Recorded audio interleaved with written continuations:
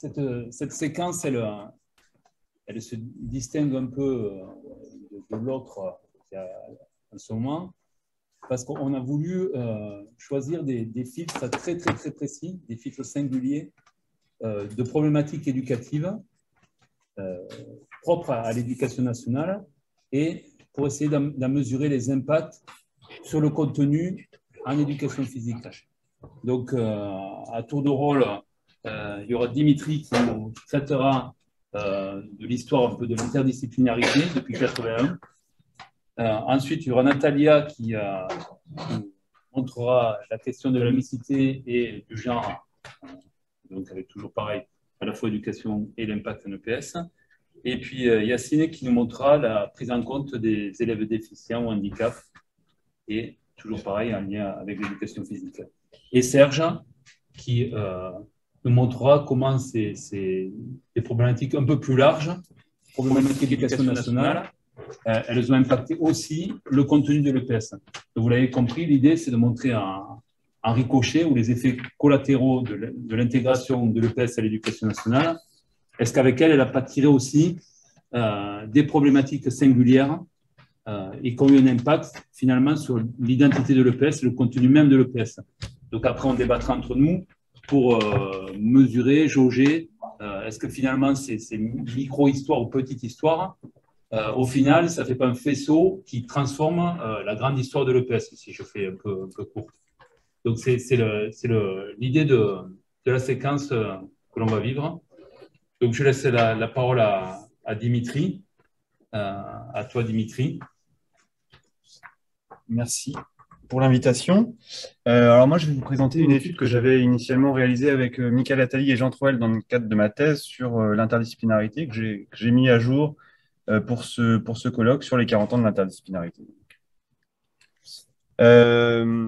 C'est une étude que j'ai réalisée sur l'analyse de la revue EPS, revue qui a progressivement constitué un vaste réseau d'auteurs de toutes origines, aussi bien enseignants, praticiens, théoriciens, scientifiques, qui ont rendu compte à leur manière de l'histoire de l'éducation physique et ce qui se faisait dans les cours d'éducation physique depuis 81. Donc j'ai considéré dans cette étude, à l'instar de nombreux autres chercheurs, que cette revue était relativement représentative des pratiques d'enseignement depuis les années 80.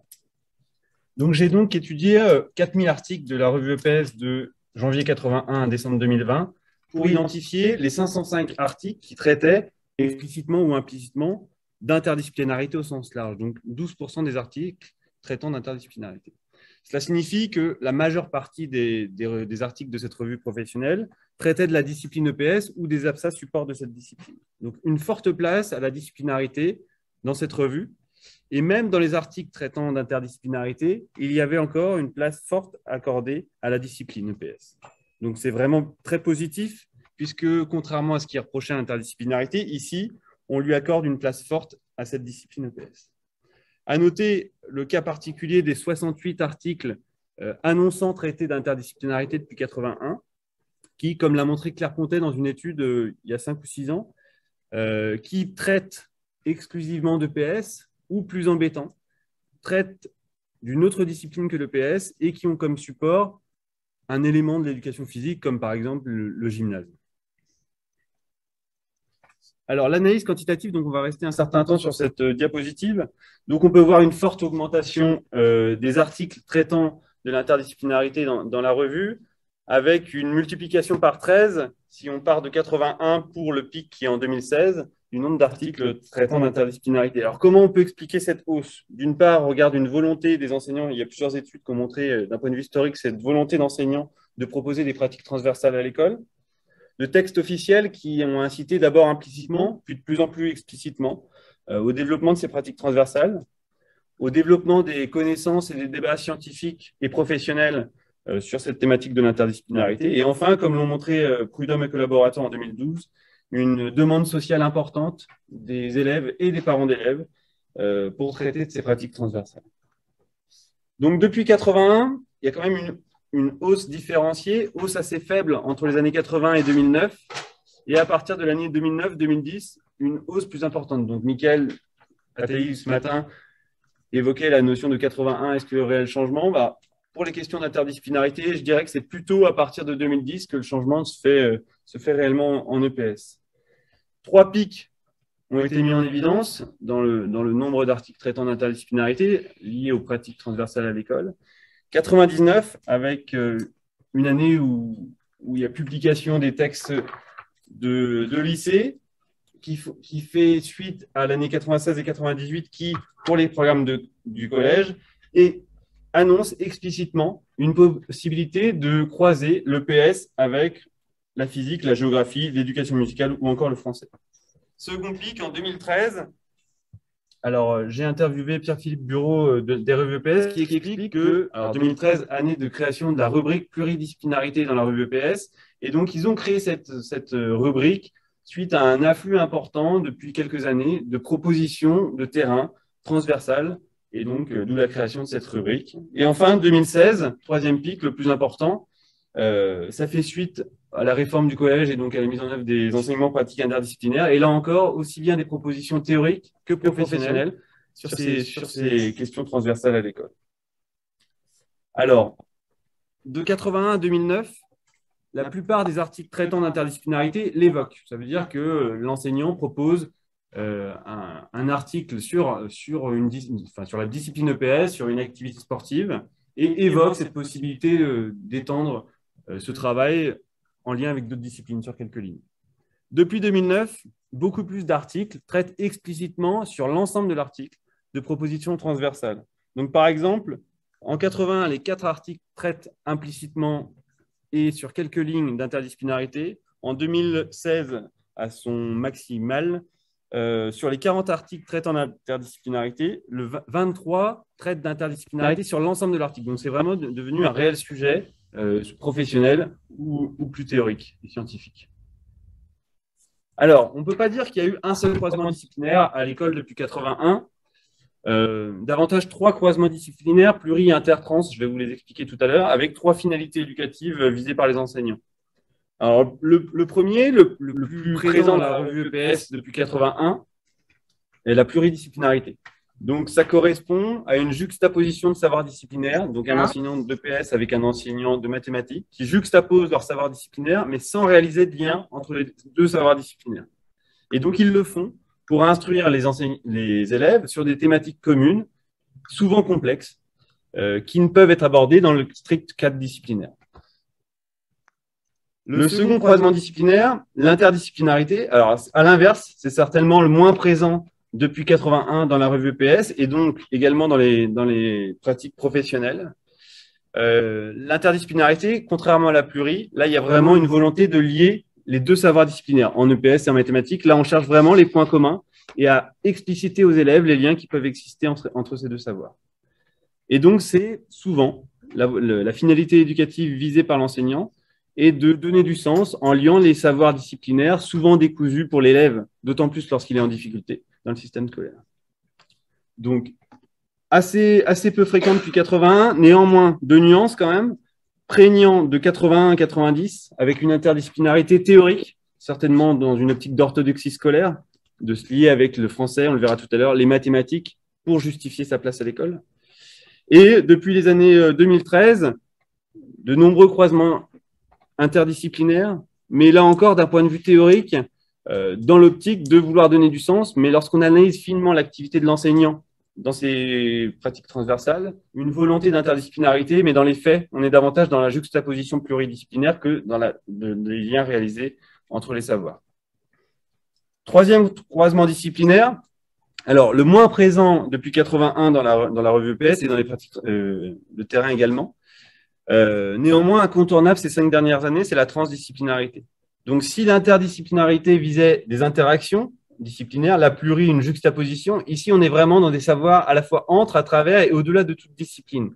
Donc, on est sur des savoirs, certes présents dans toutes les disciplines, mais non spécifiques à chacune des disciplines. Et donc, c'est dans ces enseignements, par l'acquisition de compétences transversales, que les enseignants vont pouvoir développer les éducations A. Donc, c'est possible de le faire dans le strict cadre de l'EPS, bien évidemment. Mais depuis les années 2015-2016, c'est le croisement le plus présent et de par la volonté des enseignants de proposer ces éducations A, non pas dans le strict cadre de l'EPS, mais avec les autres disciplines. D'autre part, c'est une volonté également institutionnelle, notamment à travers les parcours éducatifs, de développer ces parcours transversaux. Alors, avec quelle discipline retrouve-t-on l'EPS depuis 81? Donc, on peut observer que toutes les disciplines scolaires sont croisées à l'EPS depuis 81. Néanmoins, des divergences entre ce qui se passe dans les années 80 et ce qui se passe sur ces 10 dernières années. Dans les années 80, comme je l'ai dit tout à l'heure, de forts liens sont réalisés avec le français et les mathématiques. Là encore, j'aimais le postulat que dans une optique d'orthodoxie scolaire. Depuis 10 ans, les liens sont complètement différents. J'ai émis 3 hypothèses. Des liens évidents que j'ai caractérisés d'évidents avec la SVT, notamment sur des notions d'effort physique. Et donc, c'est assez facile pour l'enseignant d'EPS qui souhaite travailler avec un autre enseignant pour donner du sens au savoir, de s'appuyer sur des disciplines assez proches et avec des savoirs assez proches. Le second lien, ce sont des liens fonctionnels, dans l'optique de donner du sens au savoir enseigné pour des élèves qui ont parfois des difficultés pour donner du sens au savoir ou l'école n'est pas forcément adaptée au sens qu'ils accordent, notamment avec les langues vivantes, donc des travaux, par exemple, où on voit de la musculation en anglais. Et enfin, des liens contemporains. Et donc là, par exemple, je parle de transdisciplinarité avec, depuis 10 ans, des liens forts qui sont réalisés avec l'éducation civique dans l'optique de développer les éducations à la santé, la citoyenneté, la sécurité, le développement durable ou encore l'environnement. À noter en jaune la place forte également ces dernières années de l'enseignant documentaliste dans ses pratiques transversales qui travaille avec l'enseignant d'EPS et d'autres disciplines. Il est parfois négligé dans ce que j'ai observé sur le terrain et pourtant relativement présent ces dernières années et à mon avis a une place fondamentale dans ces dispositifs inter, pluri et transdisciplinaires à l'école.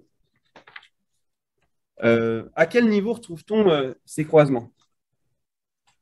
Si au début des années 80, il s'agissait d'un discours d'universitaire pour aussi bien des élèves du primaire que du secondaire, aujourd'hui, ces dernières années, c'est davantage un discours d'enseignants, du primaire, de plus en plus du primaire, mais également du collège. Donc, on voit à 75% que c'est des enseignants du primaire et du collège qui proposent ces dispositifs transversaux. Malgré ces 5 dernières années, une forte place accordée au lycée professionnel. Mais en fait, on est passé d'un discours théorique de l'interdisciplinarité à un discours d'enseignants de terrain qui proposent pour leurs élèves et leur niveau de classe, plutôt les jeunes, du coup, moins pour les lycées et les lycées. Ces dispositifs transversaux. Alors, j'ai 2 minutes pour conclure et réaliser le portrait robot de l'enseignant interdisciplinaire aujourd'hui, auprès d'une enquête que j'ai réalisée auprès de 200 enseignants en France. Alors, c'est en corrélation avec ce que j'ai observé dans la revue EPS depuis 81 et notamment ces dernières années. Il s'agit d'un homme certifié d'EPS, assez jeune dans ses expériences professionnelles, enseignant au collège, qui croise fréquemment l'EPS avec la SVT, les mathématiques et le français. Donc là, on est vraiment, mis à part l'expérience de l'enseignant que j'avais pas dans mon étude de la revue EPS, fait assez étonnant d'ailleurs que davantage les jeunes enseignants, peu expérimentés dans la discipline, veuillent déjà se confronter à des perspectives transversales. Lorsqu'ils proposent ces perspectives transversales, il les propose sur une séquence d'enseignement par an, pas plus, donc c'est peu de temps dans toute sa pratique professionnelle. Et enfin, lorsqu'il les met en œuvre, et ça va relier ce que j'ai dit tout à l'heure, il souhaite faire des liens avec les savoirs disciplinaires, donc développer des pratiques réellement interdisciplinaires pour donner du sens. Et donc, c'est ce que j'ai évoqué tout à l'heure, c'est une volonté, donc dans le questionnaire que j'ai fait passer aux enseignants, c'est une volonté chez eux, à plus de 50% des cas. Néanmoins, lorsqu'on analyse leur activité, comme j'ai pu le réviser dans le cadre de ma thèse, on voit qu'on est davantage dans des perspectives pluridisciplinaires. Donc, les liens sont pas mis en place et donc l'interdisciplinarité comme étant magique pour donner du sens au savoir, bah, concrètement, ça ne marche pas si on ne met pas en place certains outils professionnels. Et enfin, lorsqu'ils pensent croisement disciplinaire, ils pensent projet. Donc, on est vraiment dans de la pluridisciplinarité là. Travail d'équipe, collaboration. Donc là, on est déjà davantage dans les liens, proche de l'interdisciplinarité. Et sens et liens. Donc là, on est vraiment, pour conclure, dans des notions interdisciplinaires et transversales. Voilà, je pense que j'ai respecté les temps. Je vous remercie pour votre attention. Donc, vous l'avez compris, on est sur vraiment des micro-analyseurs, des faisceaux, mais qui nous donnent à voir l'EPS en entier. Donc, c'est ce qui nous a intéressé sur cette séquence. Dimitri ne s'est pas présenté, mais enseignant de secondaire, il a fait une thèse plutôt didactique. Ouais, mais là, il fait un vrai travail pour nous, d'historien à travers la revue EPS. Donc, il est au croisement en fait de l'histoire et de la didactique.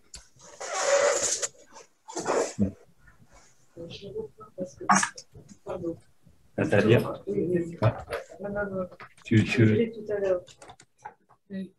Donc, Nathalie maintenant va nous présenter son filtre, c'est donc la mixité et les questions du genre. Donc, on va voir avec elle l'impact sur l'éducation physique. À toi, Natalia, c'est bon? Oui, c'est bon. Je te ferai signe au final. Okay. Donc, je vais essayer de vous parler de mixité et de genre en EPS et donc d'essayer d'aborder cette thématique parce que sur les 40 dernières années, c'est une thématique sur laquelle l'EPS s'est beaucoup transformé et passant d'une discipline qui séparait les sexes à une discipline qui s'intègre complètement dans les politiques éducatives, en tout cas qui essaye de s'intégrer dans les politiques éducatives de recherche d'égalité au sein de l'école. Et donc, la question qui était posée, c'était est-ce que la réintégration à l'éducation nationale a joué un rôle dans la réflexion des enseignants sur cette problématique de la mixité, de l'égalité.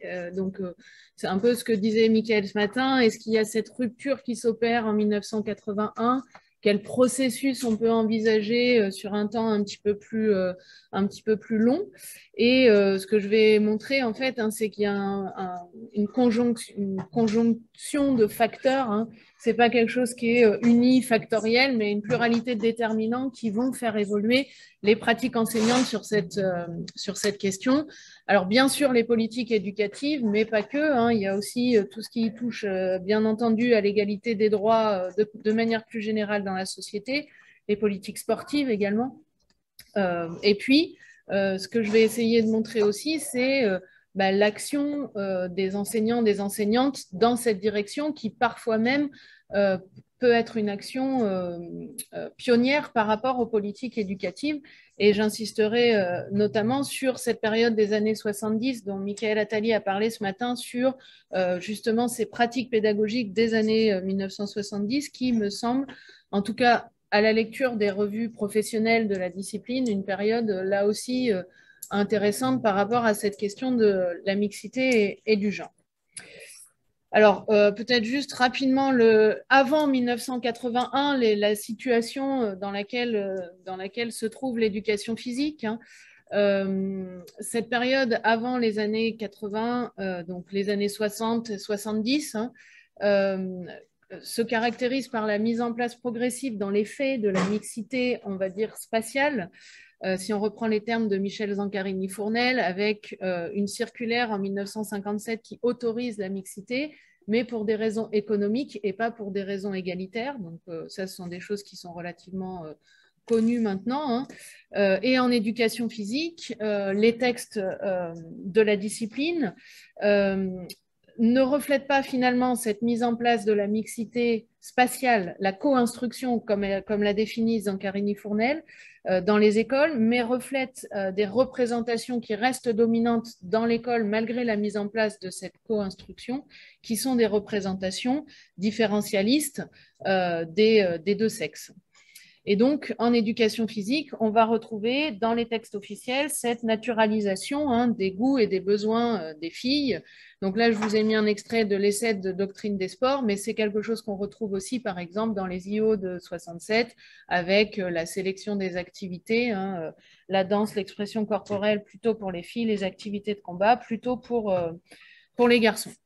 Donc ça, c'est un petit peu la situation des années 60-70, avec malgré tout des prises en compte au niveau du secrétariat d'État jeunesse et sport, des débuts de prise en compte sur les pratiques sportives des jeunes, des enquêtes auprès des collégiens, des lycéens sur leurs pratiques sportives, et collégiennes et lycéennes, qui montrent que même si les garçons sont plus sensibles à la compétition, pour les activités peuvent tout de même être identiques dans les désirs de pratique pour les garçons et pour les filles, même s'il n'est pas question de pratiquer ensemble. Alors, dans les pratiques, au niveau justement des années 70 et des questionnements de la profession avant 1981, d'abord, ce qu'on peut noter, c'est au niveau de l'État, un doute. Il y a un document qui a été publié dans EPS Actualité, qui était une publication du secrétariat d'État à Jeunesse et Sport, qui s'appelait « La mixité dans les établissements du second degré, problèmes posés à l'EPS », dans lequel on mettait en évidence un des problèmes qu'on connaît, qu'on a commencé à évoquer aussi tout à l'heure à travers la non-mixité des concours de recrutement également, c'est la possibilité pour des professeurs femmes d'encadrer des garçons, les difficultés, et à l'inverse, la difficulté pour des professeurs hommes d'encadrer les filles. Alors, sur des questions qui sont des questions de compétences liées à la formation, on en a parlé tout à l'heure, et puis des questions aussi de rapport au corps dans la relation entre l'enseignant et l'enseignante et ses élèves. Donc ça, c'est une spécificité de notre discipline dans les années 70 qui se pose qui se pose pas dans les autres disciplines, à l'exception des travaux manuels qui ont toujours été, enfin ça s'appelle pas forcément toujours de cette manière-là, mais de ces disciplines qui ont toujours été marquées par une forme aussi de différenciation. Ce qu'on retrouve dans les revues professionnelles, donc c'est ce que je disais tout à l'heure en introduction, c'est des initiatives et des critiques qui s'intensifient au cours des années 70 avec alors il y a des expérimentations qui sont un petit peu connues, celle de Pujadas-Renaud, celle de Bonange à Toulouse, à l'IREPS de Toulouse sur l'expression corporelle et les groupes mixtes, et puis il y a des enseignants qui commencent à témoigner dans ces différentes revues d'expériences de mixité avec leurs élèves, et cette fois-ci, véritablement d'expériences non seulement de co-instruction, mais de co-éducation des enseignants qui, dans les revues EPS et Hyper, qui sont les deux que j'ai consultées pour aujourd'hui, témoignent de leurs innovations finalement par rapport à cette question. Et puis, pour finir sur cette décennie, un mémoire qui me semblait un petit peu emblématique parce que c'est le premier travail de recherche qui a été conduit sur cette question, c'est le mémoire de Michel Volonda sur la mixité dans l'enseignement de l'EPS en 1979, dans lequel il montre que l'éducation physique, si elle veut véritablement s'engager dans cette dynamique d'une coéducation, c'est-à-dire dans une perspective égalitaire, eh bien, il faut qu'elle s'interroge notamment sur ce qu'elle appelle sa masculinisation. Donc ça, ce sont des questionnements qu'on retrouvera bien entendu dans la décennie suivante. Donc ça montre que l'intégration à l'éducation nationale, de ce point de vue, n'a pas été un déclencheur des réflexions, mais que ces réflexions, elles se sont bien engagées avant la réintégration à l'éducation nationale dans les pratiques et dans les réflexions de certains collègues. Alors après la réintégration à l'éducation nationale, les politiques éducatives se transforment et se transforment en particulier sur cette question de la co-instruction qui devient désormais toujours dans la manière dont l'analyse Zancarini-Fournel une politique de coéducation, c'est-à-dire que l'éducation nationale, à travers ses textes, promeut désormais une recherche d'égalité entre les filles et les garçons. C'est-à-dire qu'il ne s'agit plus seulement d'une mixité spatiale, mais d'une mixité qui serait au service d'une recherche de l'égalité. Et c'est notamment cet arrêté du 12 juillet 1982 qui le met en évidence, avec l'apparition des termes « assurer la pleine égalité des chances entre les filles et les garçons ». Et ce qui est intéressant dans cet arrêté, c'est qu'on pointe particulièrement les disciplines qui, dans l'enseignement général ou technique, sont les plus susceptibles d'inciter à une discrimination. Et quand on connaît la situation de l'éducation physique, en tout cas dans ses textes officiels et dans ses pratiques aussi, dans les années 1960-1970, sur la mise en place réelle de la mixité sur le terrain, on peut penser que cet arrêté, il cible en particulier notamment l'éducation physique parmi d'autres disciplines. Alors, malgré cet affichage d'une recherche d'égalité des chances entre les filles et les garçons, ce que l'on peut voir aussi dans ces années 80 et 90, c'est que la focale reste très orientée, en tout cas dans les politiques éducatives, sur la question de l'orientation scolaire différenciée des filles et des garçons et sur une possibilité éventuelle de diversifier les choix professionnels des filles sans forcément s'attacher à l'origine de ces choix différenciés. C'est-à-dire qu'on ne va pas s'interroger sur la question des stéréotypes, par exemple, sur la construction de ce rapport au choix professionnel des filles. Ce qui conduit cette période à être marquée, donc les années 80-90, plutôt par une perspective qu'on pourrait qualifier d'universaliste, c'est-à-dire que l'enjeu, c'est de faire accéder les filles et les garçons au même savoir, ce qui est déjà un enjeu en éducation physique sur le terrain en soi, hein, mais que le genre de ces savoirs n'est pas interrogé, ce que dénoncera d'ailleurs Annick Davis dans le cadre de l'EPS, hein, sur la culture de notre discipline. Et donc, en éducation physique, alors est-ce qu'il y a un impact de ces politiques éducatives? Oui, en partie, sur les textes officiels en tout cas, puisque il y a eu, après les instructions officielles de 67, hein, les IO de 85-86, qui vont s'inscrire complètement dans cette approche universaliste, par la désignation de l'élève, des élèves éventuellement, mais aussi par cette généralisation, hein, qui est faite sur la culture la culture sportive des élèves, qui serait, donc le texte, c'est une pratique très répandue des APS dans la société, alors qu'au même moment, on sait, hein, avec les travaux de Possiello, de Louveau, que cette pratique des activités, elle est socialement et sexuellement marquée. Des modalités de pratique aussi qui s'organisent dans une logique d'affrontement qui est présentée comme culturellement universelle également dans le texte. Et donc, on va se retrouver dans cette période avec un paradoxe qui a été aussi identifié par Annick Davis sur une intention égalitaire d'acquisition de culture commune, mais en même temps la valorisation implicite d'une culture sportive qui est historiquement masculine et que les travaux sociologiques commencent à identifier comme telle.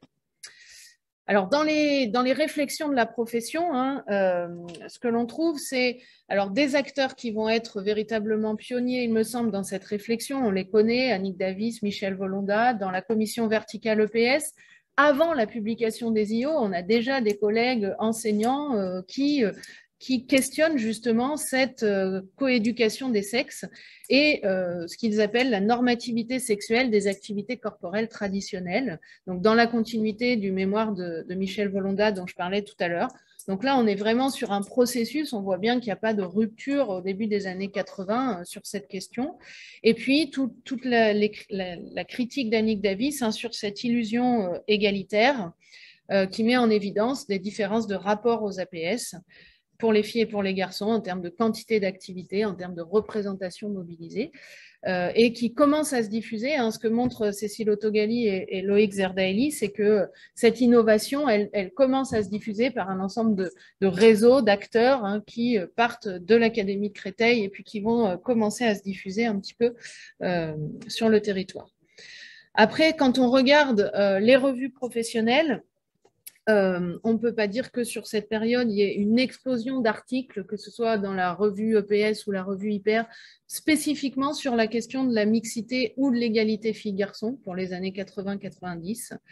Là, je me suis focalisée sur la revue Hyper. Ce qu'on peut y voir, c'est en revanche un développement des articles sur en lien avec la problématique de lutte contre l'échec scolaire et donc l'apparition d'expressions comme les jeunes, les élèves en difficulté, mais sans que soit précisé véritablement le sexe, notamment des élèves.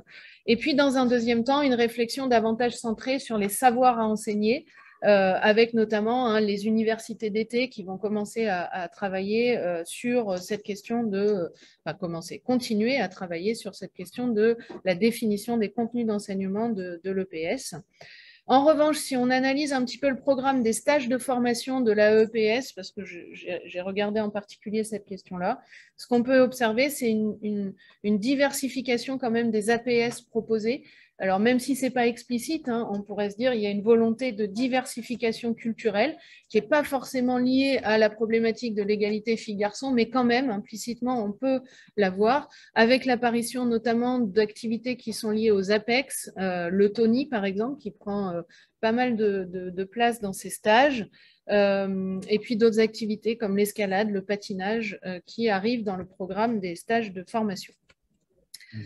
Et donc, pour conclure rapidement, juste pour conclure sur la dernière période, enfin après les années 80-90, ce qu'on peut constater, c'est que donc finalement, il y a eu une absence un petit peu de questionnement à l'exception, enfin une absence de questionnement, en tout cas une absence de révélation de ce questionnement dans les années 80-90 à l'exception acteurs-actrices bien identifiés, et qu'à partir du début des années 2000, on va avoir un renouveau de cette réflexion dans la profession sur la question de l'égalité filles-garçons, notamment parce que la discipline va être aussi identifiée dans des rapports du ministère à différentes reprises comme une discipline en difficulté, entre guillemets, sur la question de l'égalité, alors même que c'est une discipline qui, finalement, y a plutôt plus réfléchi que les autres dans les années 80-90.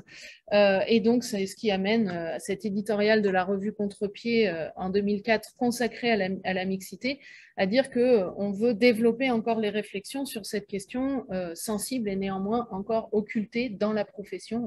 C'est l'éditorial de Jacques Rouillet du numéro de Contre-Pied sur la mixité. Voilà, désolée. Donc, on donne la parole maintenant à Yacine, qui va nous présenter sur son angle historique, d'analyse historique, c'est les déficients et le handicap. Donc, à toi, Yacine. Bonjour à toutes et à tous. Merci Sébastien et merci Bruno pour les échanges qu'on a eus avant cette journée. Donc, c'est un plaisir d'être avec vous cet après-midi dans cette session sur l'exercice du métier d'enseignant d'EPS. Donc, j'espère que mon intervention sera courte et que je vais respecter le temps tenu par Sébastien. Et j'espère que cette intervention suscitera des débats et des interventions. Donc, merci au SNEP pour l'organisation, merci à l'UPEC pour l'accueil.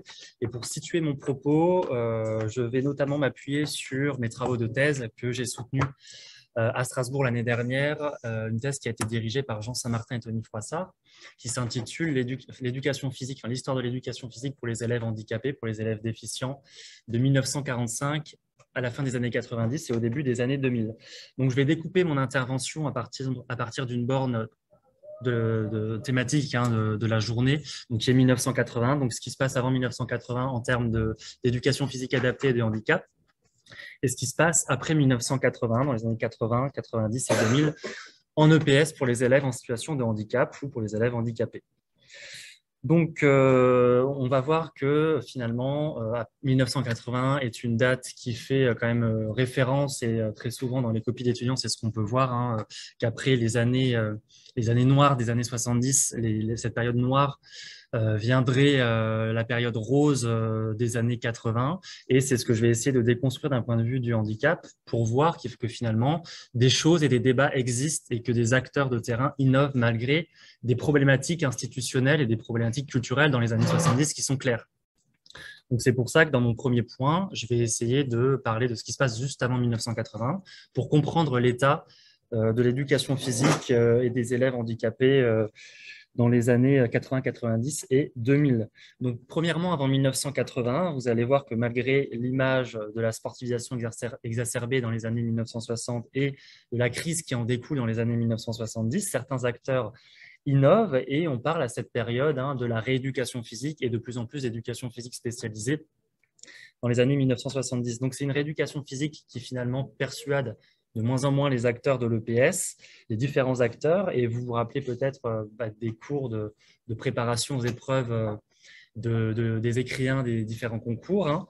Donc, des instructions ministérielles du 1er octobre 1945 et la circulaire du 29 octobre 1945 qui organisent et qui structurent l'éducation physique sur le modèle de groupes d'aptitude, donc des groupes de 1 à 4, le groupe 1, les élèves du groupe 1 étant les élèves les meilleurs, ceux qui peuvent pratiquer du sport et qui peuvent prétendre à l'AS. Le groupe 4 étant le groupe des élèves les plus faibles, entre guillemets, des élèves qui sont dispensés, des élèves inaptes et qui sont justiciables d'une éducation physique plutôt médicale, donc qui sont évincés de l'éducation physique normale et de la rééducation physique qui pourrait qui était destiné aux élèves du groupe 3, les élèves déficients. Donc, c'est cette rééducation-là qui est attaquée, qui est critiquée dans les années 1960, et cette éducation physique spécialisée-là qui est attaquée et déboulonnée dans les années 70, notamment par différents arguments, des arguments d'abord scientifiques dans les années 50 et dans les années 60.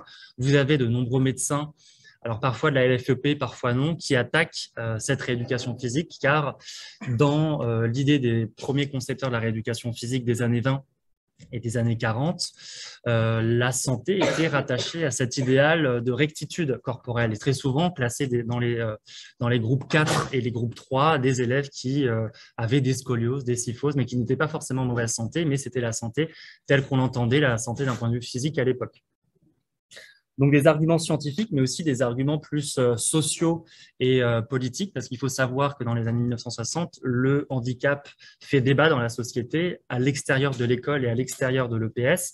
Je pense notamment au rapport Bloch-Lenné à la fin de l'année 1967, qui est remis au Premier ministre et qui va inspirer la loi de 1975 en faveur des personnes handicapées. Donc, si je reprends également les travaux de Ferrez et Ruffier de 2013, vous avez aussi un mouvement handisport qui va se structurer dans la société et qui finalement se structure dans les fédérations sportives, donc toujours à l'extérieur de l'EPS. Et enfin, sur ce point, avant 1981, vous avez aussi les premières traces d'une sportivisation de l'EPS des élèves handicapés dans un endroit précis, dans un endroit particulier. C'est le lycée de l'hôpital de Garches, dans le 92, qui va développer différents acteurs, différents enseignants d'EPS qui vont développer une forme d'EPS adaptée qu'on pourrait appeler comme ça dès la fin des années 1960 et dans les années 1970. Donc, notamment une enseignante d'EPS, donc c'est important de le rappeler, qui est Monique Pascalini et qui arrive en 1966 au lycée de l'hôpital de Garches et qui va innover, qui va faire des propositions au bureau médical du secrétariat chargé de la jeunesse et des sports et qui va inciter à se réunir durant toutes les années 1970, durant cette décennie, et qui va mobiliser le chef du bureau médical, Henri Perrier, différents inspecteurs de l'éducation nationale, mais aussi des membres de la Fédération française du sport pour les handicapés physiques, la FFSHP. Donc là, c'est vraiment la logique de l'expertise qui est sollicitée. On essaye de croiser les compétences des différents acteurs pour mettre en place de réelles épreuves adaptées au baccalauréat pour les élèves handicapés physiques qui étaient évincés depuis la fin des années 50 du baccalauréat à cause de leurs particularités corporelles ou de leurs déficiences établies par un certificat médical. Donc, après tout ce travail des années 1970, il faut savoir que différents textes sont publiés en février 1980. Donc là, on est encore un an avant la réintégration de l'EPS au ministère de l'Éducation nationale. Donc, c'est un jalon qui est fondamental pour l'ouverture à l'EPS de toutes et tous, puisque là, on va inclure, en tout cas officiellement, on va inclure des élèves handicapés physiques aux épreuves adaptées d'EPS au baccalauréat. Donc, c'est un jalon fondamental pour cette ouverture-là, mais il comporte quand même des limites puisqu'on ouvre aux élèves handicapés physiques, mais insidieusement, finalement, on ferme l'EPS et le baccalauréat, cette épreuve adaptée au baccalauréat, aux autres formes de handicap, donc aux autres élèves, comme les élèves handicapés mentaux, par exemple.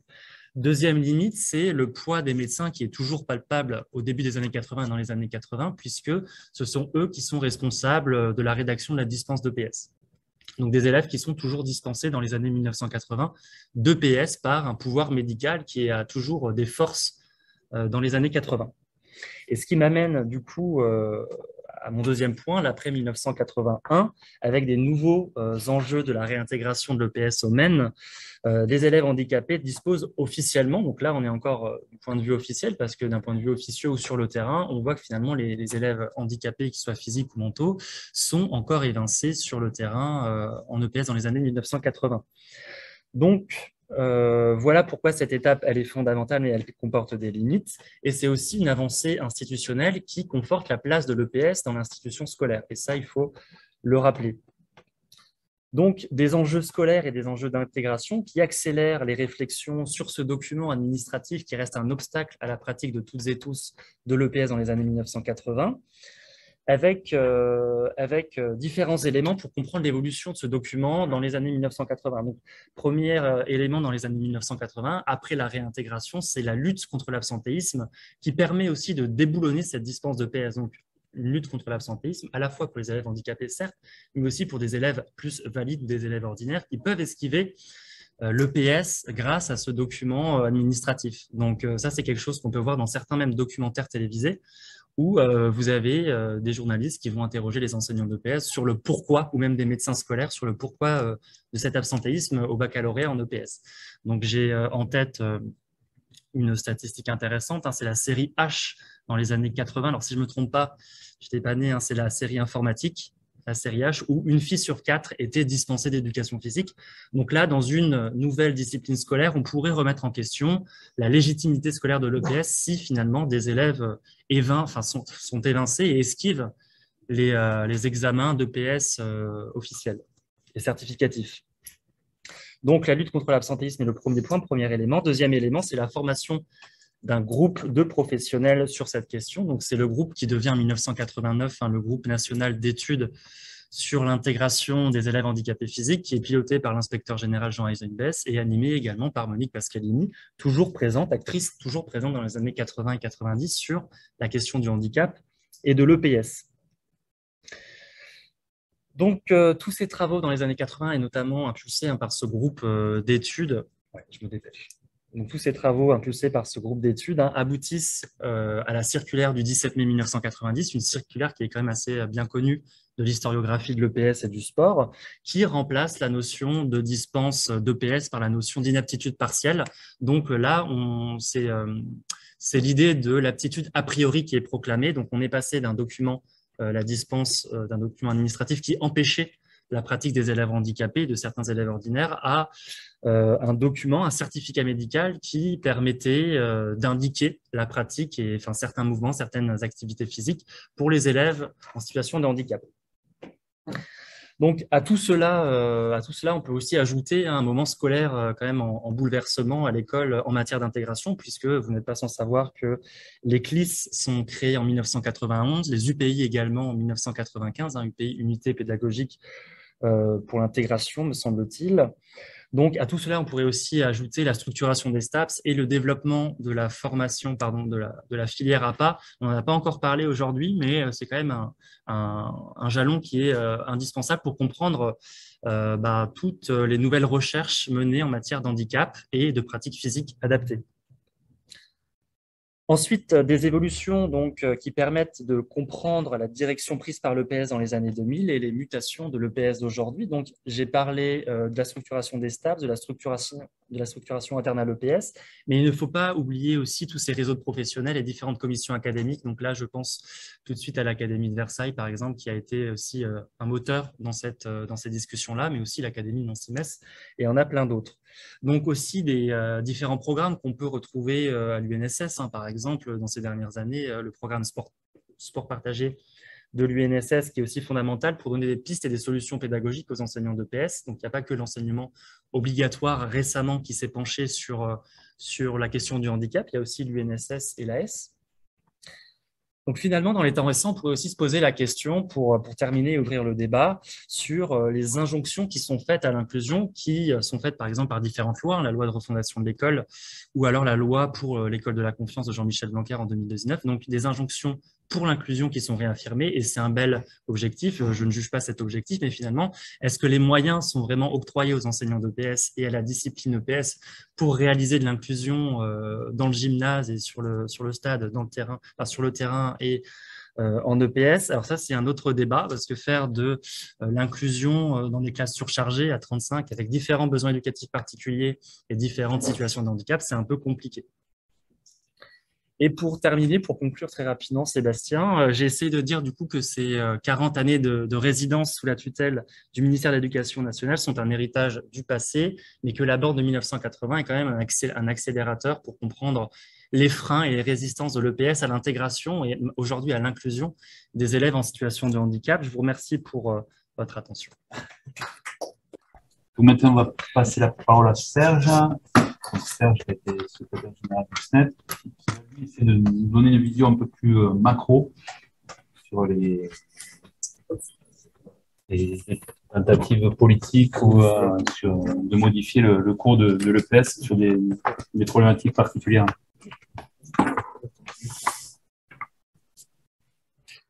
Oui, alors c'est vrai que mon topo va être plus général, bien sûr, que les trois qui étaient sur des thèmes très particuliers. Alors la question, hein, dans quelle mesure des préoccupations pédagogiques de l'éducation nationale influencent-elles les pratiques enseignantes en EPS depuis que celle-ci est à l'éducation nationale? Alors, c'est déjà compliqué de répondre à cette question parce que est-ce qu'il s'agit de préoccupations réelles de l'éducation nationale ou de préoccupations affichées par l'éducation nationale? Mais avec des textes qui souvent les contredisent. Je vais prendre un seul exemple. Le socle Fillon disait c'est pour la réussite des élèves et c'est pour l'accès à la culture de tous les élèves. Or, nous, l'analyse qu'on fait du socle Fillon, c'est que c'est exactement l'inverse. Donc, on a cette difficulté. Est-ce que ce sont des préoccupations qui vont dans le sens de l'intérêt des élèves, dans le sens de ce que souhaite notre profession? J'illustrerai mon propos par des exemples liés aux démarches pédagogiques, aux programmes et aux évaluations en éducation physique et sportive. Alors, je commencerai moi aussi par quelques rappels avant 81. Premier rappel, on avait, contrairement aux autres disciplines, pas de programme qui définissait ce qu'il y avait à apprendre aux élèves à tel ou tel niveau. On avait juste des instructions officielles vagues. Les professeurs d'éducation physique bénéficiaient, je ne reviens pas sur le débat d'avant, mais enfin, d'une formation initiale souvent qualifiée de qualité, souvent enviée par les collègues des autres disciplines, et d'une formation professionnelle construite par la profession, une formation professionnelle continue, autogérée, dynamique. Et je rappelle par exemple qu'en l'année scolaire 80-81, donc juste avant l'intégration, 73% des enseignants d'éducation physique avaient suivi un stage, au moins un stage pédagogique. C'est énorme et c'était bien en avance sur les autres disciplines. On pourrait, je ne vais pas revenir sur ce que c'est devenu depuis d'ailleurs. Hein. Si on était rattaché au ministère, au secrétariat d'État à la jeunesse et sport, et donc géré par lui, on n'en était pas moins dans les établissements scolaires, sous la responsabilité des chefs d'établissement, partie prenante des équipes pédagogiques, et donc pas à l'écart des préoccupations pédagogiques de l'éducation nationale. Je vais prendre un exemple.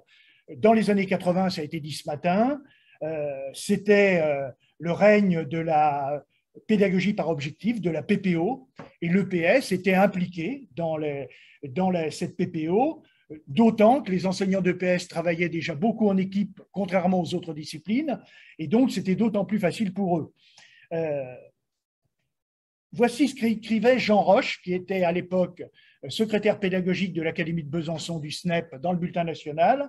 La PPO est une démarche qui permet de passer des finalités puis des objectifs généraux à des objectifs exprimés en termes de compétences. Il appelait à renforcer le travail interdisciplinaire, mais il alertait sur un risque, celui de se transformer en professeur d'autonomie, de créativité, de mixité, en oubliant quelquefois notre spécificité, l'éducation physique. On verra combien cette réflexion était prémonitoire. Les enseignants d'EPS ont été au cœur des transformations du système éducatif dès 81. Forts de leur expérience du travail en équipe, ils se sont impliqués dans les réflexions collectives qui ont été impulsées par Savary, le ministre, sur l'importance du travail en équipe pédagogique et pluridisciplinaire, l'élaboration de projets éducatifs, tout en alertant sur le risque d'école à plusieurs vitesses que faisait courir la volonté d'autonomie des établissements sur la base d'un projet. Donc, à la fois, ils s'impliquaient et en même temps, ils faisaient attention. En 83, l'épreuve EPS du bac change. L'impulsion institutionnelle de l'éducation nationale, donc la préoccupation de l'éducation nationale, a rencontré une profession qui a fourni un important travail nécessaire à la mise en place de la nouvelle épreuve. Les exigences du contrôle en cours de formation, l'élargissement du champ des activités ont conduit les équipes pédagogiques à produire une quantité de documents d'une grande variété et d'une grande richesse.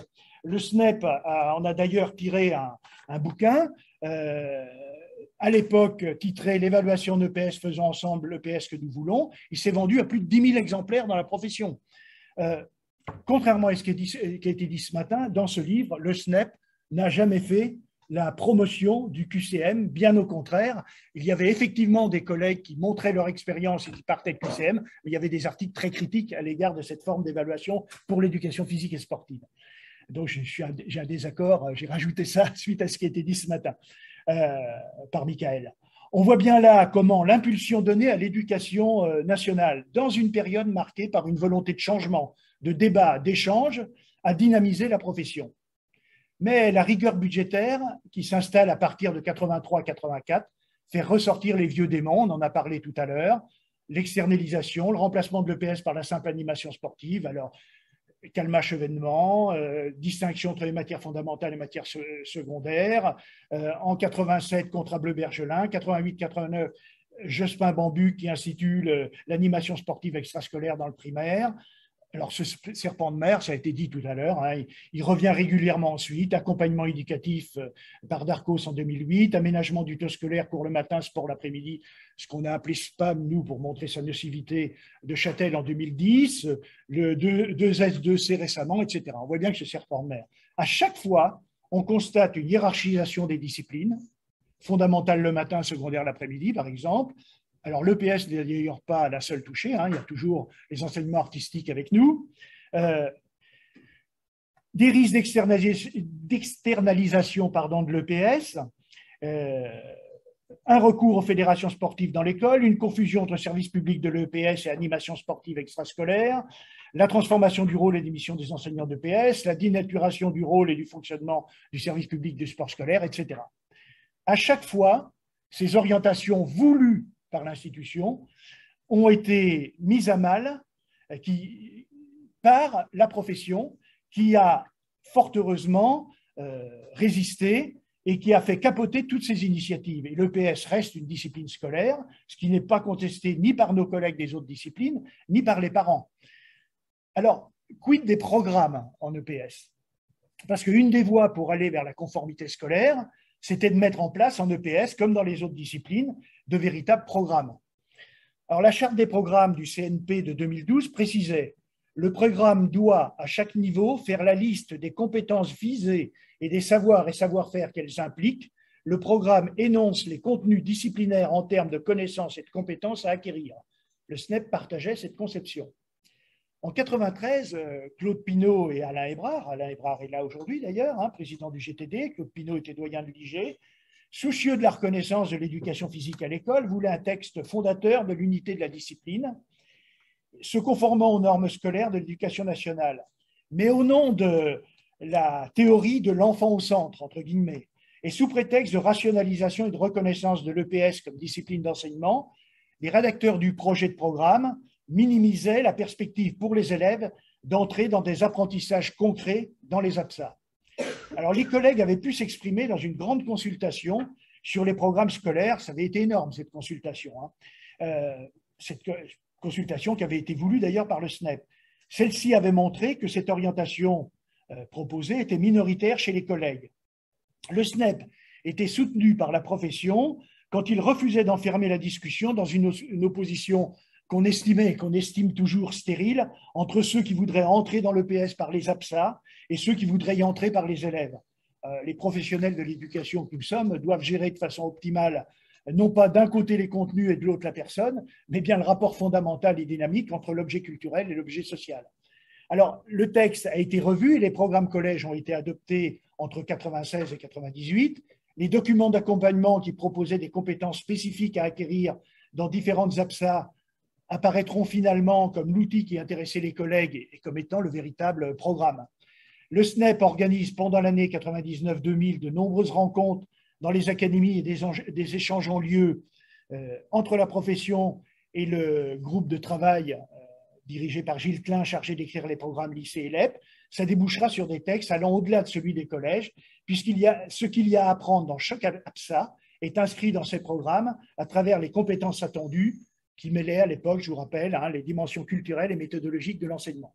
Je le rappelle à ceux qui sont assez vieux pour l'avoir vécu. J'en suis. En 2004-2005, la nouvelle volonté du ministériel, le rapport de la commission Tello, octobre 2004, qui propose une vision réductrice de l'école. Alors, je vous rappelle, hein, le rapport Tello, c'était quoi? fin de scolarité massive à 16 ans, poursuite d'études pour une partie seulement des élèves.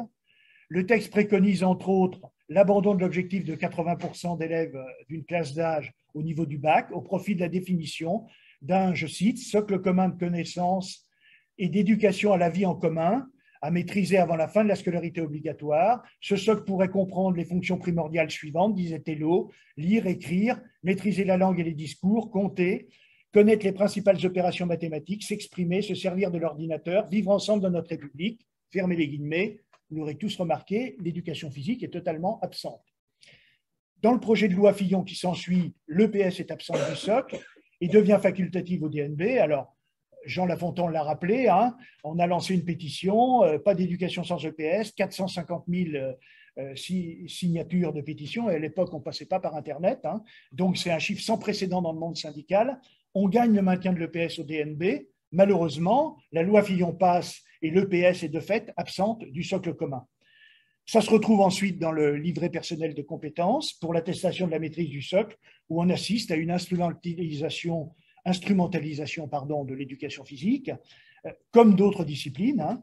Le LPC survalorise les attitudes, ignore les apprentissages spécifiques et singuliers réalisés en EPS. Les enseignants d'EPS devraient se reconvertir en professeurs de compétences sociales et civiques, d'autonomie et d'initiative. Et là, ça renvoie à ce que disait Jean Roche en 1980. On voit comment, là, les orientations de l'EN ont finalement affaibli l'éducation physique et sportive, et comment la profession a résisté. Alors, 2012, la gauche revient au pouvoir et dit vouloir faire de l'école une priorité. Après consultation, le projet de loi sur la refondation de l'école sort en décembre 2012 et s'y maintient un socle commun. Le ministre Vincent Peillon insiste sur l'accès à la culture et celui-ci devient un socle commun de connaissances, de compétences et de culture, ce qui n'est pas négligeable. Le projet de socle commun qui est écrit par le Conseil supérieur des programmes en 2014, sans être parfait, dessine les contours d'un socle acceptable. Ce n'est pas un minimum pour les élèves faibles, contrairement au socle Fillon. Il est significatif de la volonté de cerner une culture commune, de mettre fin à la hiérarchisation des disciplines. Donc, l'architecture du socle Fillon s'écroule. Sur le champ spécifique de l'éducation physique, la présence de la culture des APSA à égale dignité des autres champs de culture et identifiée dans le cadre des langages fondamentaux constitue une rupture très positive. Je vais peiner là. Moi, je ne suis pas sur un seul sujet. Là. Le CSP a travaillé sur les programmes en associant le corps d'inspection et les collèges de terrain et en sort un projet pour l'EPS qu'on juge comme une bonne base de travail à améliorer. Les différents projets de programmes de toutes les disciplines sont soumis à l'appréciation des enseignants par consultation. Et contrairement aux autres disciplines, dans notre champ, on voit se déployer alors une mobilisation contre le projet du CSP. L'inspection organise une consultation bis pour doubler celle organisée par le ministère. Incroyable.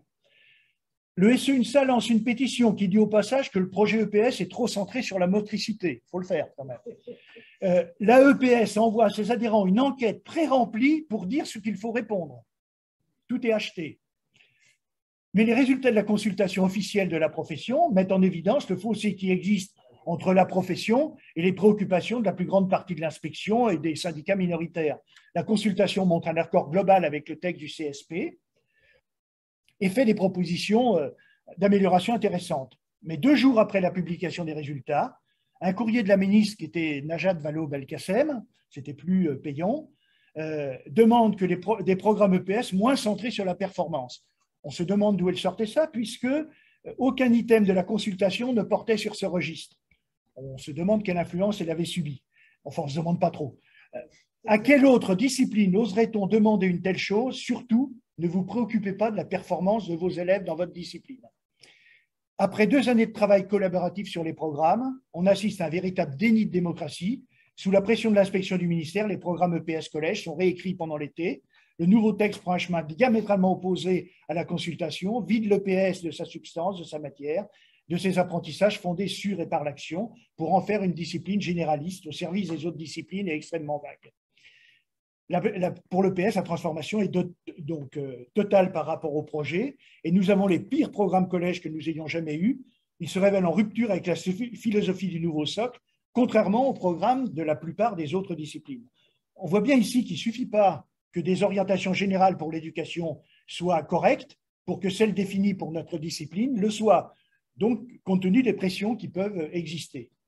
Puis dans le cadre de la réforme du collège, le DNB modifié, l'EPS est absente des épreuves de l'examen, ainsi que les autres disciplines, les langues, les disciplines artistiques. Je ne rentre pas dans le détail, mais au DNB, il n'y a plus d'évaluation réellement de ce qu'on apprend en éducation physique et sportive.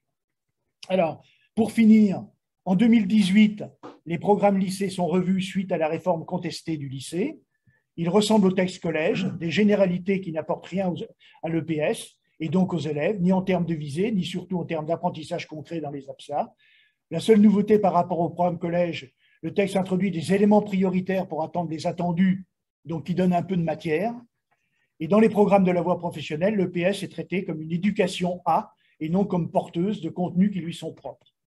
Le texte sur l'évaluation de l'EPS au bac supprime les référentiels des APSA. Après avoir supprimé les compétences spécifiques dans les programmes, ce sont maintenant les repères d'évaluation nationaux précis qui disparaissent. C'est la discipline en tant que construction scolaire nationale qui est menacée au profit d'une vision localisée. L'argument principal est de redonner de la liberté aux enseignants, mais cette liberté est précisée dans le référentiel métier et concerne la conception des séquences d'apprentissage, pas la définition de ce qu'il y a à apprendre qui devrait passer par les programmes. En conclusion, le coup de balai sur les contenus, les référentiels nationaux par APSA nous ramène au plan disciplinaire dans la situation d'avant l'intégration à l'éducation nationale, une discipline émiettée, localisée, en quête d'identité. La profession avait obtenu dans les années 90 des programmes qui définissaient ce qu'il y avait à apprendre partout et pour tous et toutes, même si ces textes étaient parfois trop rigides et contraignants. Dans la dernière période, a été imposée contre l'avis exprimé par la grande masse des collègues une toute autre orientation. Et donc, on assiste à une tendance visiblement portée par l'inspection qui apparaît clairement, le glissement d'une EPS centrée sur des apprentissages dans des activités physiques, sportives et artistiques diversifiées, vers une EPS centrée sur santé, bien-être, citoyenneté, objectifs que le SNEP considère comme fondamentaux et importants, mais qui ne sauraient pas être travaillés hors d'apprentissage solide dans les APSA. Donc, les préoccupations pédagogiques portées par l'institution de l'éducation nationale, représentées notamment par leur corps d'inspection, influencent bien les pratiques enseignantes en EPS, mais on voit bien que ce n'est pas toujours dans le sens souhaité par la profession, d'où, je ne reviens pas sur ce qu'a dit Jean Lafontaine, les indispensables luttes à mener. Merci.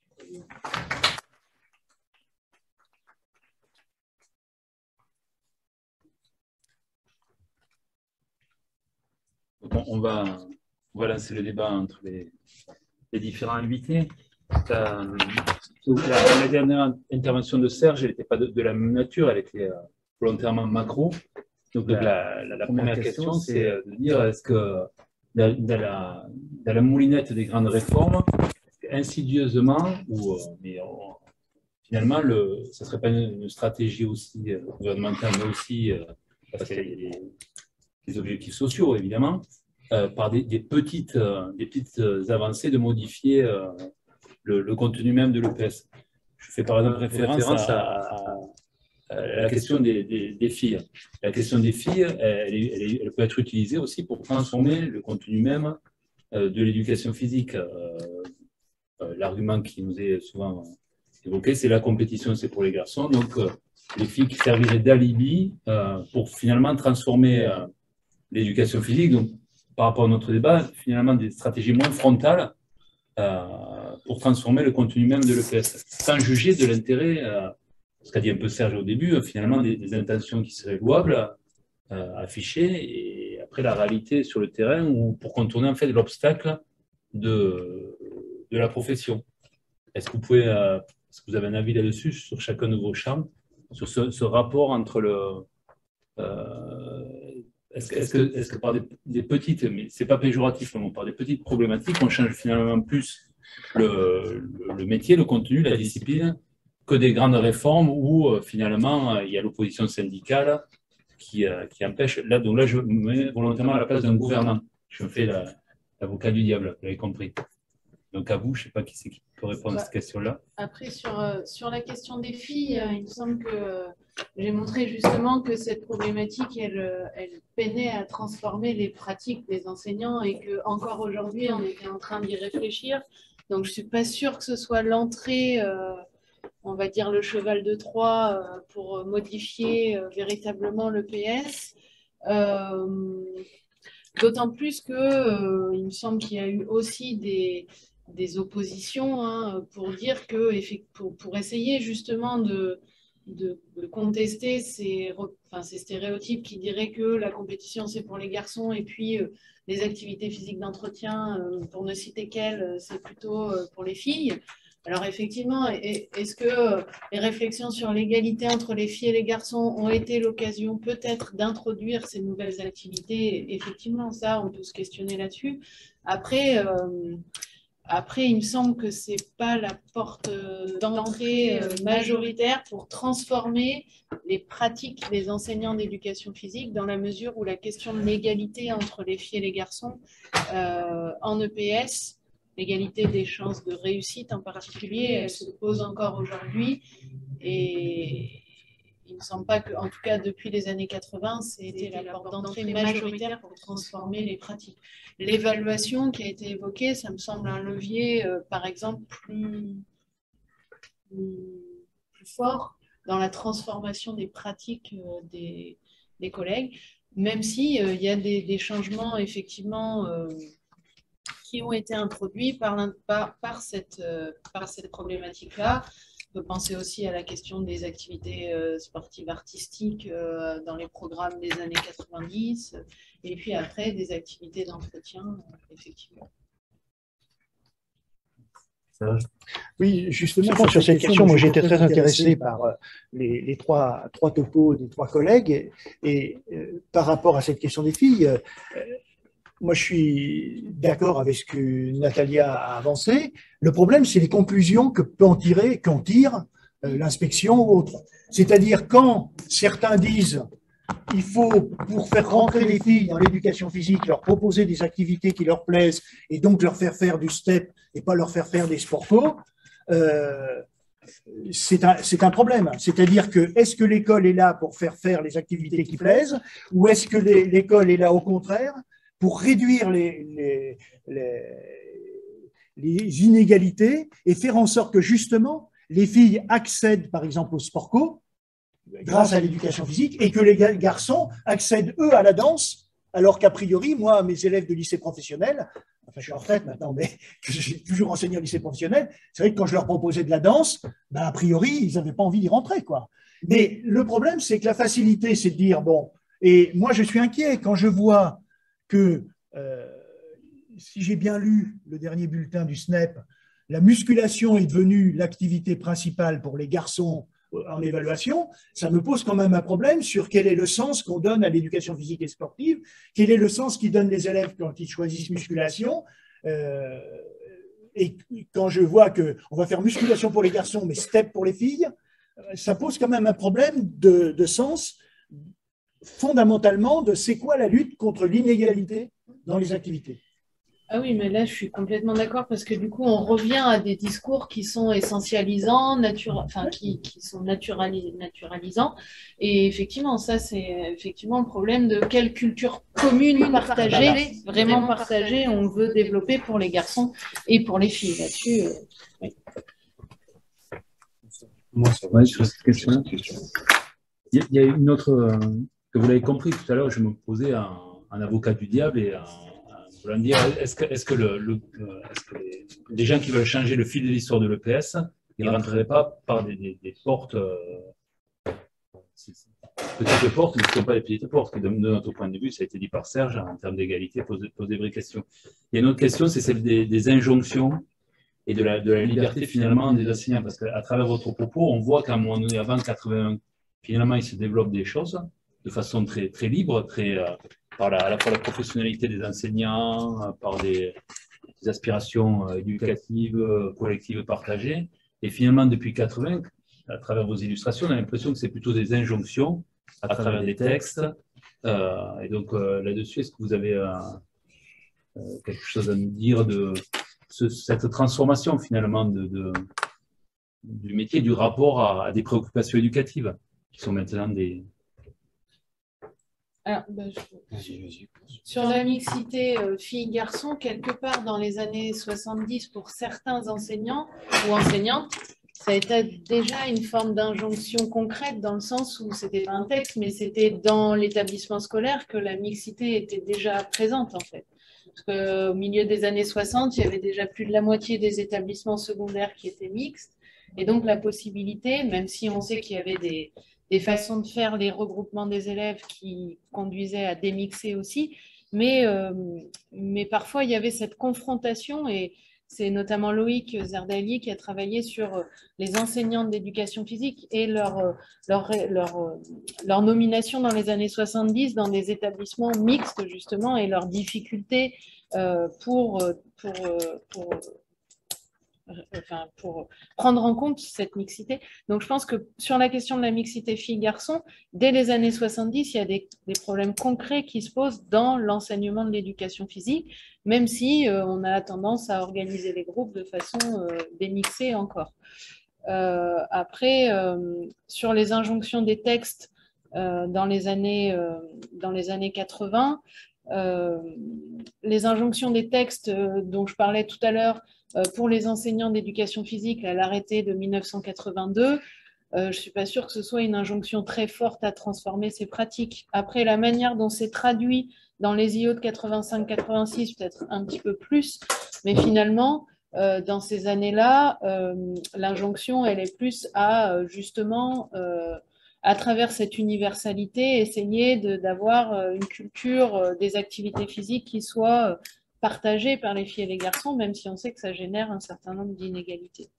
Les injonctions, il me semble que sur cette thématique-là, elles sont plus fortes, peut-être à partir du début des années 2000, où là, au niveau de l'éducation nationale, on va avoir les conventions interministérielles qui se mettent en place, donc une autre ampleur des politiques, et puis aussi une réflexion qui va porter aussi sur les causes de ces inégalités et la question des stéréotypes où justement on commence à avoir aussi des travaux en matière de recherche sur la diffusion des stéréotypes dans les enseignements et donc là peut-être que l'injonction à transformer les pratiques, elle devient plus...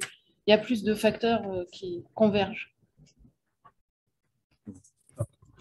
Merci Sébastien. Donc, pour rebondir sur ce que tu disais, ce qui est clair, c'est que les acteurs et les enseignants et les enseignantes d'EPS n'ont pas attendu les réformes du ministère pour innover et pour proposer de nouvelles choses. Et c'est un peu ce que disait Julien Fuchs ce matin, c'est que parfois des choses existent avant la réforme et que la réforme peut entériner des pratiques qui avaient cours sur le terrain. Et c'est ce que je voulais rappeler. Par exemple, dans le cadre de ma thèse, j'ai interrogé un enseignant d'EPS, Bernard Couturier, qui est à la base d'une forme de psychomotricité et qui a pu développer dans les CEPS, les centres d'éducation physique spécialisés. Il me disait qu'il avait pu développer cette forme de psychomotricité parce qu'il n'a jamais été inspecté dans le cadre de sa carrière. Et c'est pour ça que parfois, peut-être que des enseignants d'EPS ou des acteurs de l'EPS peuvent innover, parce que finalement, ils ne rentrent pas forcément dans le moule de l'éducation nationale, du ministère Jeunesse et Sport dans les années 60-70. Donc la liberté donnée aux enseignants permet aussi et participe de cette innovation sur le terrain. Et je pense que c'est aussi un des facteurs expliquant l'évolution de l'EPS depuis ces balbutiements. Alors moi, je vais rebondir là, sur cette question des injonctions selon la problématique de l'interdisciplinarité. Donc là encore, comme mes collègues, je pense qu'on peut dire que les enseignants n'ont pas entendu les injonctions institutionnelles pour mettre en place des pratiques transversales qui étaient rares peut-être, mais qui ont existé de tout temps. Il y a plusieurs études qui montrent que c'est des pratiques transversales très anciennes à l'école. Et le deuxième point sur ces injonctions institutionnelles, c'est que dernièrement, notamment depuis les EPI, notamment les pratiques transversales pour l'institution venaient à la place de la discipline. Nous, on se questionne sur l'EPS, donc venaient à la place de l'EPS. Et à l'inverse, dans les pratiques pédagogiques, quand on observe les pratiques pédagogiques interdisciplinaires, en fait, on voit qu'il y a une centration sur la pluridisciplinarité et donc sur la place de la discipline dans ces pratiques transversales. Donc, si les injonctions vont un peu à l'encontre de la discipline, en fait, les enseignants sur le terrain, quand ils mettent en place leur pratique professionnelle, ils accordent une place encore plus importante à la discipline et à l'EPS. Donc, c'est plutôt positif pour nous. Oui, moi, deux questions. Tout d'abord, enfin, une expérience sur la question du handicap. Un collègue, un jour, arrive dans une réunion de secteur UNSS et dit, voilà, moi, au nom de l'intégration des élèves handicapés, j'ai maintenant dans une classe un élève en fauteuil roulant. Et j'ai des difficultés, je ne suis pas formé, je ne sais pas quoi lui faire dans une classe nombreuse, etc. Alors, réponse tout de suite d'un autre collègue, mais tu n'as qu'à le faire arbitrer. J'ai parlé du basket. Et le collègue dit, mais moi, je n'ai pas envie de le faire arbitrer. Moi, mon problème, c'est quelle pratique physique je peux lui faire avec les autres. Et ça, c'est une réelle difficulté. C'est tout le problème que tu posais tout à l'heure de la formation, des moyens, etc. Donc, voilà, c'est une expérience.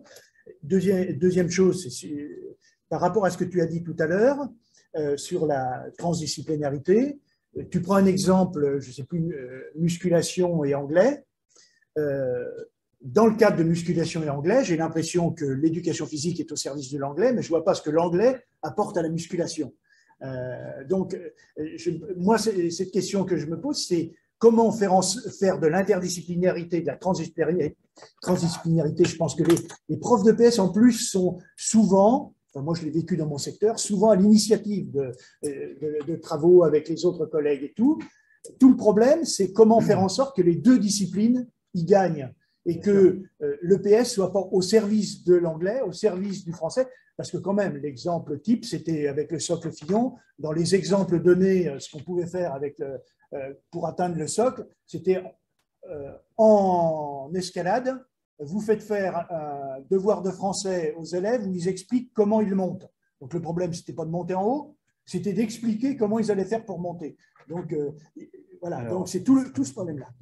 Pour moi, c'est une caricature de l'interdisciplinarité. Bien sûr, c'est pas ça pour moi. À mon avis, c'est les injonctions institutionnelles qui ont amené ça.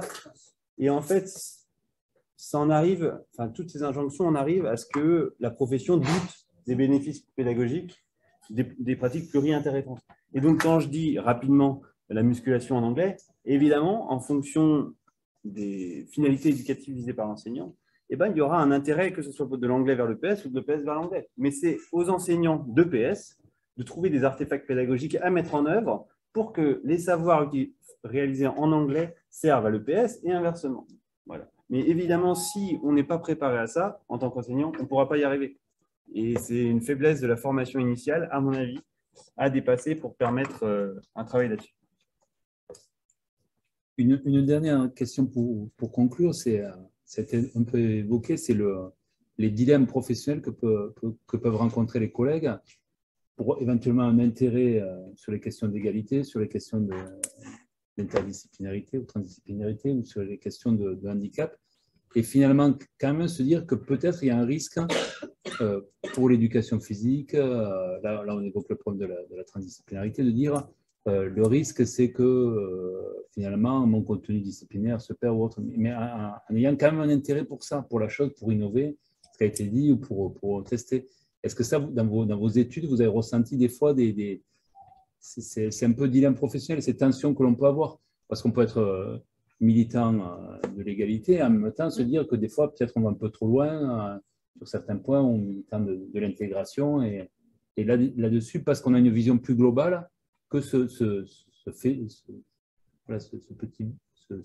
pas péjoratif, cet élément qui, mis dans la globalité de l'enseignement et des élèves, est peut-être moins important, ou je ne sais pas si je me fais bien comprendre, mais est-ce que vous avez ressenti ces tensions professionnelles?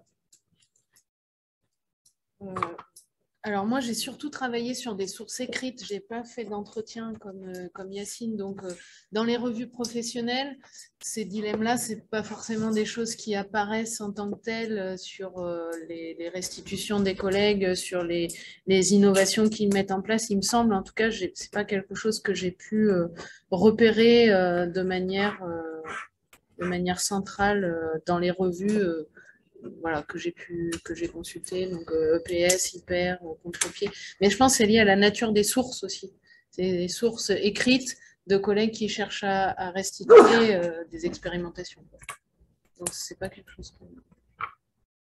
De mon côté, dans mon étude, les dilemmes, j'en vois surtout à la fin des années 40 entre les enseignants d'EPS, les enseignants d'éducation physique et les kinésithérapeutes sur la question de qui peut rééduquer les élèves déficients et les élèves en situation de handicap.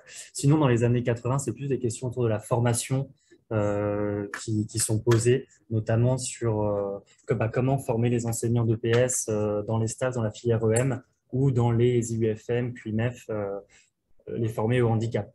Donc, est-ce qu'il y a des ponts, des croisements avec la filière APA? Est-ce que le système reste tubulaire? Donc là, c'est une question qui est ouverte et qui mérite d'être posée encore aujourd'hui, puisque on voit que dans certaines filières APA, en France, dans les universités, on a un système qui reste encore un peu trop tubulaire, alors que les étudiants gagneraient à être confrontés à des enseignants en APA ou des formateurs APA sur la question du handicap et des pratiques physiques adaptées. Donc, c'est une question qui est ouverte, hein. Je ne tranche pas, j'observe. Alors, j'ai essayé de recenser un petit peu les dilemmes. J'en suis arrivé à 4, mais j'en oublie certainement. Le premier est lié à l'imposition, ce dont on parlait tout à l'heure, c'est que les enseignants viennent à douter de ces pratiques transversales qu'ils mettaient pourtant en place depuis tout le temps. Donc, en leur imposant quelque chose, ils n'en arrivent à plus y croire. Surtout que, voilà. Deuxième point, c'est les difficultés de formation. Donc, ça encore, je l'évoquais tout à l'heure, c'est que toute notre scolarité à l'université, on est préparé dans notre discipline. Et puis, on nous demande, une fois qu'on est sur le terrain, de mettre en place des pratiques transversales. Et allez-y, débrouillez-vous.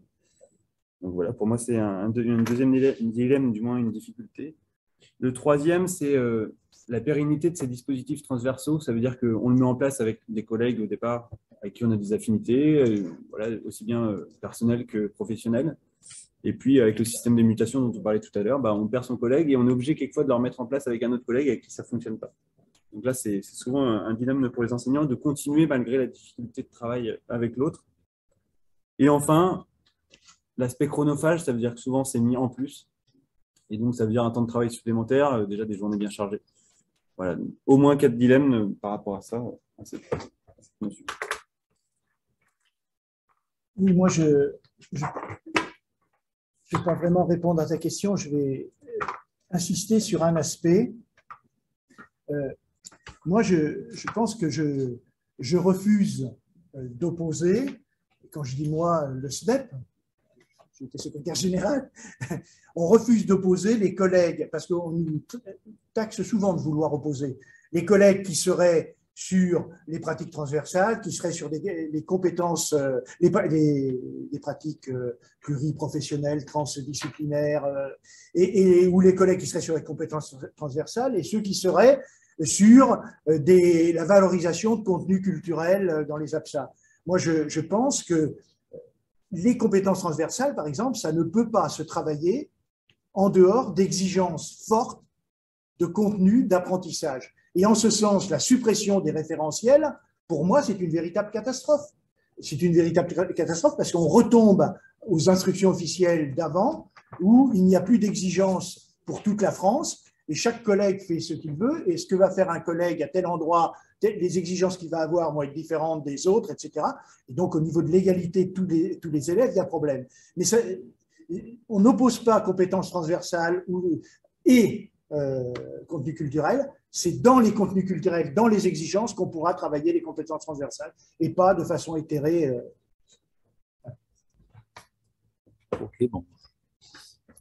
Sur cette dernière réflexion de Serge, on va conclure.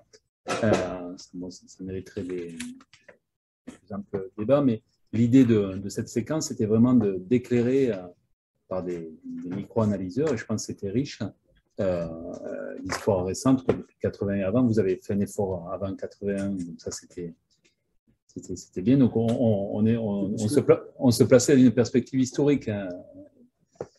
Donc merci à tous les quatre.